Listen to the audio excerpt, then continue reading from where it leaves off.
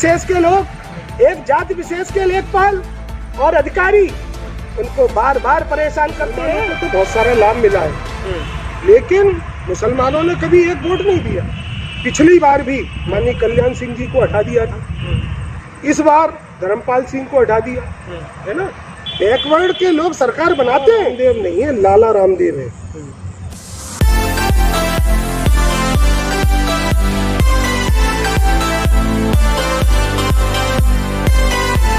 नमस्कार, मैं वरुण, भारतीय जनसंचार संस्थान नई दिल्ली का छात्र। हमारे साथ हैं डॉक्टर मुकेश वर्मा। आप शिकोहाबाद विधानसभा के विधायक हैं और हम इस खास बातचीत में आपके साथ बने हुए हैं। नमस्कार, कैसे हैं आप? मैं बहुत अच्छा हूँ। तो डॉक्टर साहब, मुझे पता चली कि आप MBBS हैं, MS हैं, और चलो सबसे पहले मैं ये पूछता हूँ कि आपका जो प्रारंभिक जीवन है उसके बारे में कुछ हमारे दर्शकों को बताइए। मैंने जो BSc की डिग्री हासिल की वो ND कॉलेज शिकोहाबाद से की। उसके बाद MBBS और MS किया जी।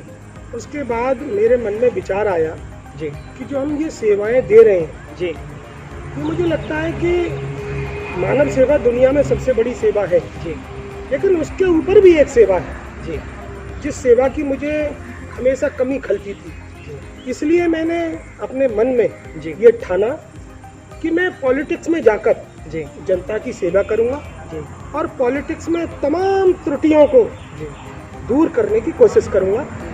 इसलिए मैंने ये संकल्प लिया और 2012 में भी चुनाव लड़ा और इस बार में 2017 में चुनाव लड़कर भारतीय जनता पार्टी की सरकार बनाने में मैंने अहम भूमिका निभाई जी। तो जैसा अभी देखो, कोरोना महामारी जिससे अभी तक पूरी दुनिया त्रस्त थी, और एक समय था कि मेन स्ट्रीम मीडिया में उत्तर प्रदेश की जो खबरें थी कोरोना महामारी को लेकर बहुत तेजी से उछाल पड़ती। जब योगी जी को कोरोना हुआ और उसके बाद वो ठीक हुए और उनके जिस तरह से दौरे हुए और फिर जो रिपोर्ट्स हैं पॉजिटिव दर का गिरना, यानी कि रिपोर्ट्स का कहें कि पॉजिटिव आना, इस तरह से पॉजिटिव आना केस होगा कि लगे कि अब महामारी खत्म हो रही है। आपको क्या लगता है इस बारे में? एक्चुअल में कोई भी बीमारी आती है जी, चिकनगुनिया पहले आया जी, उसके बाद चिकन पॉक्स आया जी, उसके बाद तमाम बीमारी आती गई, मलेरिया आया, टाइफाइड आया, डायरिया आया जी। इसी तरह से ये कोरोना जो महामारी है जी वास्तव में इस बीमारी ने जी पूरे देश में एक हलचल सी पैदा कर दी जी और ऐसे बुरे वक्त में जी परम आदरणीय प्रधानमंत्री जी ने जी जो देश के लिए संदेश दिया, हर वक्त जनता के बीच में टीवी के माध्यम से खड़े रहे, जी, मैं उन्हें बधाई देता हूँ जी और उत्तर प्रदेश के माननीय मुख्यमंत्री जी जी परम आदरणीय योगी जी को भी मैं बधाई देता हूँ कि उनका मन विचलित नहीं हुआ और उन्होंने हर वक्त जनता के साथ खड़े रहकर जनता की सेवा करने के लिए हम जैसे MLA MP के साथ साथ प्रत्येक डॉक्टर परिवार हो, पुलिस परिवार हो या समाजसेवी संस्थाएं हो, उन्होंने ऐसी महामारी को लड़ने के लिए हमेशा तैयार रहे। और मुझे लगता है कि मैं डॉक्टरों को बधाई देता हूं कि जिस समय भाई भाई से डर रहा था, बेटा पिता से डर रहा था, ऐसे डर के माहौल में हिंदुस्तान के डॉक्टरों ने और खास तौर से उत्तर प्रदेश के डॉक्टरों ने अपनी जिम्मेदारी का जो निर्वहन किया है, वास्तव में हम उनकी भूर भूर प्रशंसा करते हैं कि ऐसे डॉक्टर हमारे प्रदेश में हैं जिन्होंने अपने मरने की चिंता नहीं की, आदमी को बचाने की चिंता की। चाहे डॉक्टर हो, चाहे मेडिकल स्टाफ हो, सिस्टर स्टाफ हो, फार्मासिस्ट स्टाफ हो, वार्ड बॉय हो और मेडिकल विभाग से जुड़े हुए छोटे बड़े सभी कर्मचारियों ने मिलकर संयुक्त रूप से हर प्रत्येक आदमी को बचाने में अपनी भूमिका निभाई। मुख्यमंत्री के साथ साथ ये, क्योंकि आपकी विधानसभा है, मैं अगर आपसे पूछूं कि आपने क्या किया अपने स्तर पर, तो वो आप मुझे जरूर बताएं जरा। इस मैं आपको बताना चाहता हूँ जी कि परम आदरणीय माननीय मुख्यमंत्री जी के जो भी दिशा निर्देश हमें समय समय पर मिलते रहे, जी जैसे अभी ऑक्सीजन की कमी थी, जी हम लोगों ने ऑक्सीजन के लिए हम प्लांट तो नहीं लगा सकते, लेकिन कहीं हमारी ऑक्सीजन बर्बाद ना हो। जिन परिवारों में ऑक्सीजन की कमी थी उन परिवारों को ऑक्सीजन दिलाना, जी जिन परिवारों में लोग बीमार थे उन परिवारों में दवाई दिलाना, जी उन परिवारों की मदद करना, जी उन परिवारों के लोगों को अस्पताल में भर्ती कराना जी और उन परिवारों की हर तरह से चिंता करना, ये हमारी पहली प्राथमिकता रही। अब चूंकि अगले साल यानी 2022 में विधानसभा के चुनाव भी हैं, और अगर मैं आपसे पूछूं कि ये 4 साल आपके कार्यकाल के लिए कैसे रहे, क्या कुछ शिकवा बात को आपने दिया इस विधानसभा को? आपसे जो उम्मीदें थी, जिस आधार पे आपका चयन हुआ था, क्या आप उस पर खरे उतरे? तो ये प्रश्न बनता है, तो आप जरा इसका उत्तर और दीजिए। मैं उत्तर प्रदेश के माननीय मुख्यमंत्री जी को बार बार बधाई देता हूँ जी कि उन्होंने विषम परिस्थितियों में भी शुकाबाद कहें या जनपद फिरोजाबाद की बात कहें, मुझे लगता है कि एक रामदासपुरा में 56-57 जी करोड़ रुपए का पुल, जी जो कि वास्तव में बेहद जरूरी था। जी गांव की पट्टियों में स्कूल बेहद जरूरी थे। जी माननीय योगी जी ने एक इंटर कॉलेज, जी एक डिग्री कॉलेज जो कि टूंडला विधानसभा में है, जी तमाम अंतर्राष्ट्रीय स्थल, पंचायत घर, यात्री सेट, जी पानी की बड़ी बड़ी व्यवस्थाएं की। जी। और हम लोग जब भी माननीय मुख्यमंत्री जी से मिले, मुझे नहीं लगता कि उन्होंने कभी हमें निराश किया हो। जिस काम के लिए हम माननीय मुख्यमंत्री जी से मिले, उन्होंने गंभीरता से लिया और उस काम को करने के लिए अधिकारियों को भी दिशा निर्देश दिए। मैं बधाई देता हूँ। देखिए, चूंकि सरकार इस समय शासन में है योगी जी की, और एक एंटी इनकम्बेंसी वाली चीज़ होती है, दूसरा महामारी भी इस दौरान आई और 2 बार आई, तो उसमें जो कुछ जनता का नुकसान हुआ, चाहे वो अर्थ के स्तर पर हो, चाहे वो जान के स्तर पर हो, लोगों की मृत्यु हुई और जिस तरह हुई वो सबने देखा है। आपको लग रहा है सरकार वापस आएगी अगर 2022 में चुनाव होते हैं तो? इसमें कोई दो राय नहीं है। उत्तर प्रदेश में पुनः भारतीय जनता पार्टी की सरकार बनेगी, और बहुजन समाज पार्टी की बात हो या समाजवादी पार्टी की बात हो या कांग्रेस की बात हो, ये कहीं दिखाई नहीं देंगी। लेकिन माननीय मुख्यमंत्री जी ने हर गरीब के लिए, छोटे से लेके बड़े तक के लिए, मुझे लगता है कि काम किया है। लेकिन अधिकारियों की मन मनसा खराब होने के कारण माननीय मुख्यमंत्री जी की जो कुछ योजनाएं थी वो वास्तव में धरातल पर नहीं पहुंची है। मुझे लगता है कि प्रदेश में 3-4 करोड़ आबादी वाले लोग, जैसे मझवार हैं, मल्ला हैं, भीमर हैं, ये वास्तव में अनुसूचित जाति के सदस्य हैं, और अधिकारी जानबूझकर इनके साथ जुल्म, जास्ती, अत्याचार करते हैं। कॉन्स्टिट्यूशन में व्यवस्था है कि प्रत्येक आदमी पढ़े, प्रत्येक बेटी पढ़े। भारतीय जनता पार्टी का भी नारा है कि बेटी पढ़े और बढ़े, लेकिन इस तरफ कोई चिंता नहीं की गई। जबकि हमने विधानसभा में कई बार ये प्रश्न के माध्यम से बात को रखा, और उत्तर प्रदेश के मुख्यमंत्री परम आदरणीय योगी जी ने भी इसको संज्ञान लिया, और मुझे लगता है कि अधिकारियों से कहा, लेकिन अधिकारियों की कान पर जू नहीं रहेंगी, और आज तक एक भी सर्टिफिकेट उन्होंने मझवार जाति के जारी नहीं होने दिए। कहीं ना कहीं सिस्टम में खराबी है, ये मैं बताना चाहूँ। तो इसका मतलब यही वो कारण है जो कुछ लखनऊ में आजकल चल रहा है फीडबैक के नाम पर।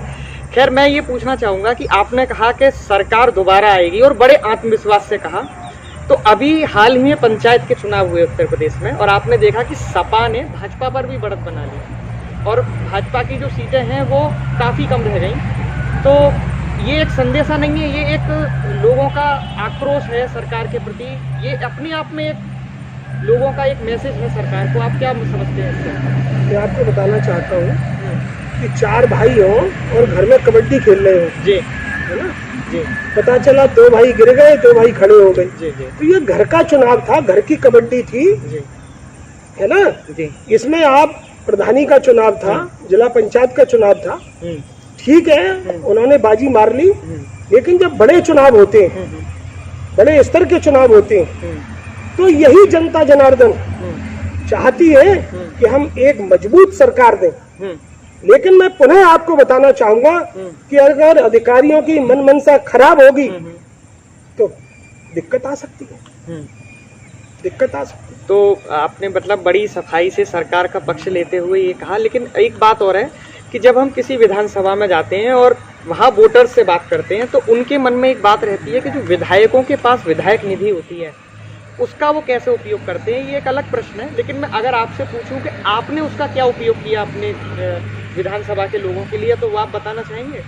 एक्चुअल में 2017 में विधायक निधि मुझे लगता है 1-1.5 करोड़ रुपया थी जी, और किसी भी इतनी बड़ी विधानसभा को संभालने के लिए, ठीक करने के लिए 1-1.5 करोड़ रुपया काफी नहीं होता। मुझे लगता है कि पिछले 4 वर्ष में हमने 200 टंकियां लगवाई हैं और 10,000 लीटर की 20 टंकियां लगवाई। इसके अलावा तमाम छोटी छोटी रोडें, यात्री सेट, नल, तो जो भी काम किए गए हैं मुझे लगता है कि विधायक निधि से पूरी तरह से काम किए गए हैं। जितनी विधायक निधि थी वो विधायक निधि ये पर्याप्त नहीं है। अगर विधायकों की विधायक निधि बढ़ेगी तो मुझे लगता है कि और ज़्यादा विकास हो सके। आपने भी टेलीविज़न पर देखा होगा, मैं भी देखता हूँ, समाचार पत्र इस समय भरे पड़े हैं। जिस तरह से राष्ट्रीय महासचिव BL संतोष जी का लखनऊ आना, विधायकों को बुलाना, सांसदों को बुलाना और प्रत्येक मंत्री से, सूबे के मंत्री से पर्सनल मिलना, फीडबैक लेना, आज से पहले ऐसा कभी पॉलिटिकल ड्रामा उत्तर प्रदेश में नहीं हुआ है। तो आपको क्या लगता है, आपके खुद के क्या मायने हैं इस पर? बहुत अच्छी बात है कि बड़े बड़े लोग आकर उत्तर प्रदेश के MLA सहित सभी मंत्रियों से बात कर रहे हैं। ये तो बहुत अच्छी बात है, करनी भी चाहिए। दोनों लोगों का मन मजबूत होगा और पार्टी मजबूत होगी, है ना। बहुत अच्छा काम किया है ये। मैं वास्तव में इस काम के लिए सराहना करूंगा कि बड़े बड़े लोग आए और हम लोगों से उन्होंने जानकारी हासिल की, उनके मन में भी बहुत पॉजिटिव ऊर्जा पैदा हुई। ये तो बहुत अच्छी बात है। सरकार, योगी सरकार समय समय पर ये दावे करते रही है कि उन्होंने सूबे में 4 लाख युवाओं को रोजगार दिया है, लेकिन अगर ज़मीनी हकीकत की बात करें तो लोगों का जो व्यापार है वो पस्त हो गया, लोगों की आर्थिक स्तर बहुत ही ज़्यादा गिरा है, उनका ऐसा मानना है। अब दूसरी तरफ ये है कि आपको नहीं लगता कि सरकार ने रोजगार को और शिक्षा के क्षेत्र में थोड़ा कम काम किया है? नहीं, पूरी तरह से काम किया है। अब एक ऐसी महामारी जो हमारे भारत देश में ही नहीं, दुनिया के हर देश में एक ऐसी बीमारी आ गई है ना, तो ऐसी बीमारी से जो नुकसान हुआ है वास्तव में उसकी भरपाई तो कभी नहीं हो सकती। ठीक है, उसकी भरपाई कभी नहीं हो सकती, लेकिन उसके बावजूद भी हमारे युवाओं ने ऊर्जा के साथ दोबारा फिर खड़े होंगे और फिर आगे निकलेंगे। उसी तरह से जिस तरह से रेस में जब दौड़ लगाई जाती है और कोई भी युवा जिसमें पूरी ताकत और बल होता है वो कहीं ना कहीं गिर जाता है, और गिरने के बाद जो टॉप क्लास में चल रहे लड़के को जब पीछे कर देता है ना, उस युवा की पीठ को थपथपाने वाले लोग हजारों उस मैदान में होते हैं। इसी तरह से जो कोरोना ने एक धक्का दिया है देश को, मुझे लगता है कि बहुत जल्दी हम कोरोना को धक्का देंगे और हम उन्हें उसी स्पीड से आगे पहुंचे। अच्छा डॉक्टर साहब, चूंकि आप डॉक्टर हैं और एलोपैथी यानी आपने MBBS किया, MS किया, और इस समय राष्ट्रीय जो एक मुद्दा बना हुआ है कि एलोपैथी बनाम आयुर्वेद, और बाबा रामदेव का खासा विवाद बना हुआ है वो, तो बाबा का कहना है, जो कुछ उन्होंने कहा वो सुना है, मैं उस बात को नहीं दोहराऊंगा, लेकिन आपको क्या लगता है एलोपैथी और आयुर्वेद की लड़ाई में आपके क्या विचार हैं? एक्चुअली में देखिए, बिल्कुल सही बात है कि वो बाबा रामदेव नहीं है, लाला रामदेव है। उन्हें ये सोचना समझना चाहिए कि सारी पैथी की जानकारी आपको ही नहीं है। भाई आप एलोपैथी में क्या जानते हैं, आप आयुर्वेदिक के डॉक्टर हैं, आप आयुर्वेदिक के बारे में बात करें। आप एलोपैथिक की बात करते हैं, आप होम्योपैथिक की बात करते हैं, आप यूनानी की बात करते हैं। तो मुझे नहीं लगता कि ये सारी पैथियों की जिम्मेदारी लाला रामदेव ने ले ली है, ये ठीक नहीं है। डॉक्टर साहब, एक तो आपकी सरकार जब से सत्ता में आई और उनका जो केंद्र रहा वो रहा कि कैसे भी वो अनुसूचित जाति, अनुसूचित जनजाति, दलित, खासकर दलित हितैषी बनने की उन्होंने एक कोशिश की, बहुत बार कोशिश की। ऐसे समाचार मीडिया में कई बार उनके कारनामे ऐसे आए, शो हुए, दिखाई दिए कि लगा कि हाँ काम हुआ। मैं आपसे पूछ रहा हूँ कि शिकोहाबाद में जो एक मुद्दा है मझवार जाति का, यहाँ की जो आपने व्यक्तिगत स्तर पे या आपकी सरकार ने उनके लिए क्या काम किया, उनके संरक्षण के लिए क्या काम किया, उनके विकास के लिए क्या काम किया? मैं आपको बताना चाहता हूँ जी कि 1961 में आगरा मंडल में जनगणना हुई जी। और 1961 में जब जनगणना हुई उस समय तो मझवार जाति के लोग आगरा मंडल में 50,000 से ज़्यादा थे। और अधिकारियों की मनमनसा, उस समय सरकार की मनमनसा, अधिकारियों की सोच, उस बेईमान सोच ने उन नौनिहाल गरीब परिवारों को जात प्रमाण पत्र देना उचित नहीं समझा, क्योंकि एक जात विशेष के अधिकारी उन गरीब असहाय लोगों को बार बार तंग करते रहे।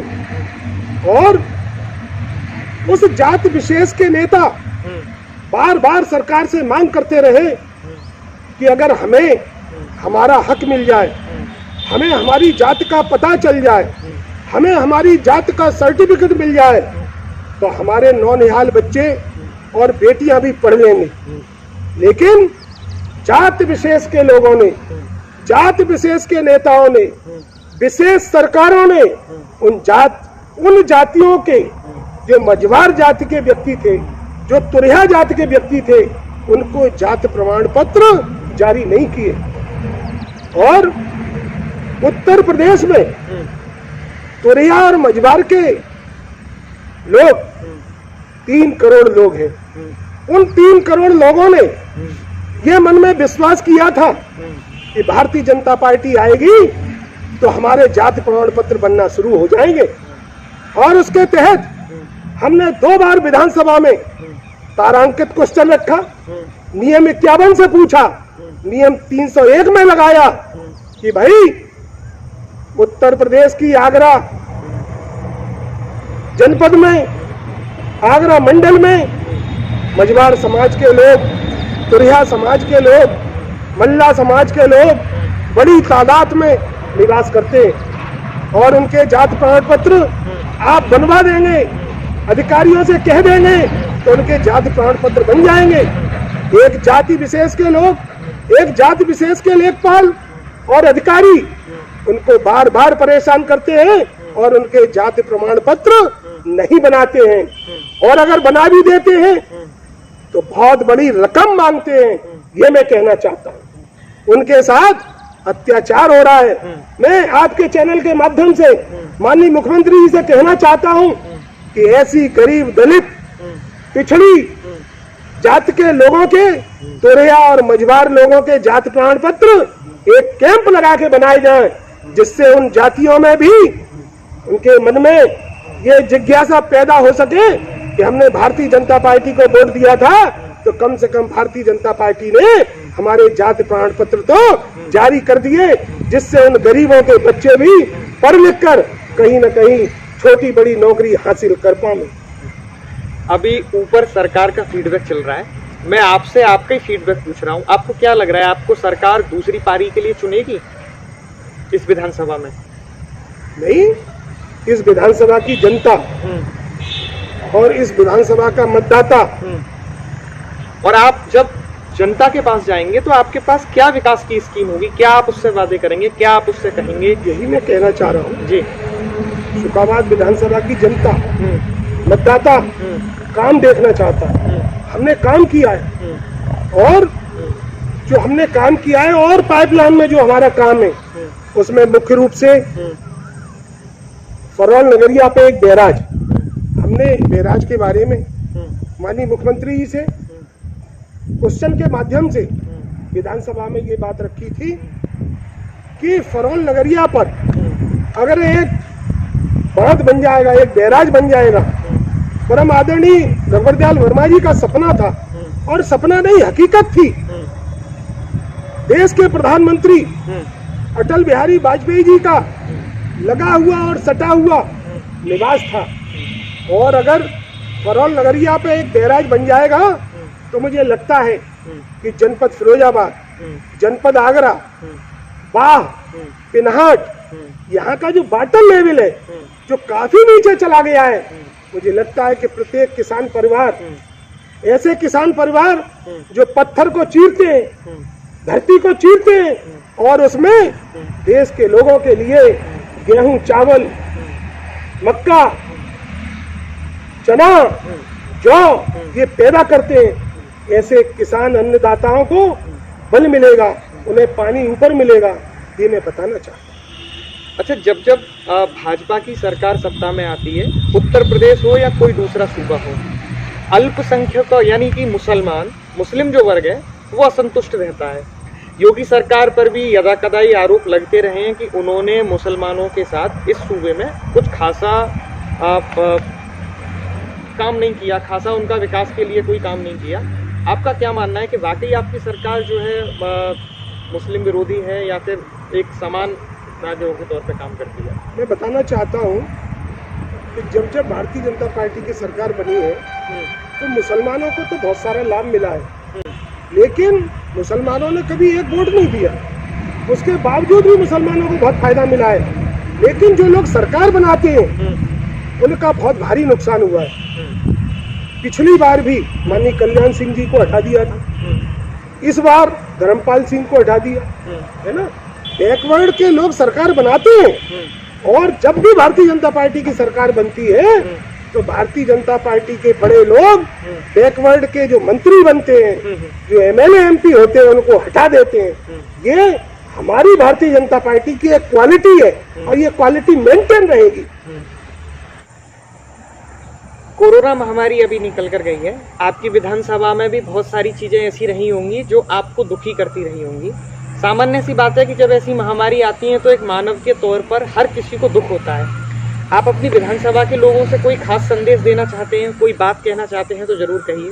मैं अपनी विधानसभा के लोगों को बार बार बधाई दूंगा कि मेरी विधानसभा के लोगों ने इस कोरोना काल खंड में किसी को भूखे नहीं सोने दिया, किसी को रोने नहीं दिया।